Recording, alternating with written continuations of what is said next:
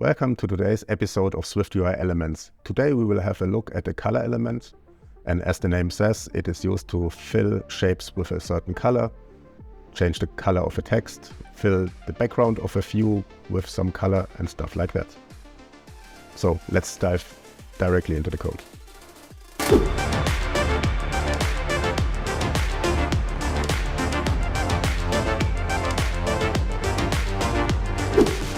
So as you can see here, I have the simulator, the preview running.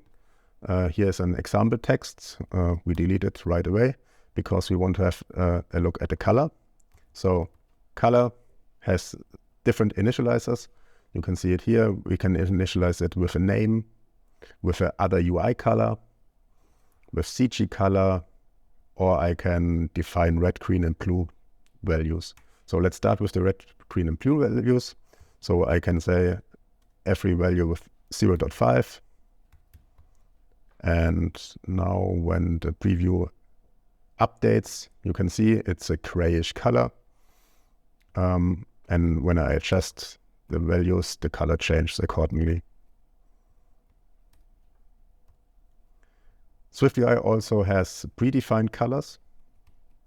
So when I remove it and have a look at the initializer, I can add a dot here.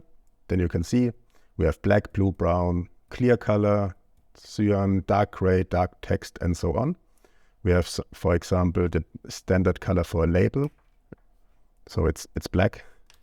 And what else do we have? When we scroll a little bit down, we have light gray, magenta, and so on. We have different colors for the labels, so primary, secondary, and so on. So if I switch to a secondary label, and then you can see it's a gray, brighter gray. So these are basically the standard system colors which are used in SwiftUI. But we can also define our own colors and therefore we use the asset catalog. So you can see it here. And with the plus sign at the bottom, I can add another color set. And as you can see here, I have different options. I have an any appearance color and a dark color. That's because sometimes you want to use a different color when the app is in dark mode. So we can specify it here. So let's change it. Let's use some bluish color here. And in dark mode, we could say, okay, we change it to a purple. And then we can say, okay, I give this color a specific name. For the test, we call it test. So switching back to the view, we can use our predefined color from the asset catalog when we use this initializer with the name. So we just add the name we defined, it's test, and you can see it's the blue color we defined. And when we also say, give me the different color scheme variants, then you can see in the light variant it's blue, in the dark variant it's the purple.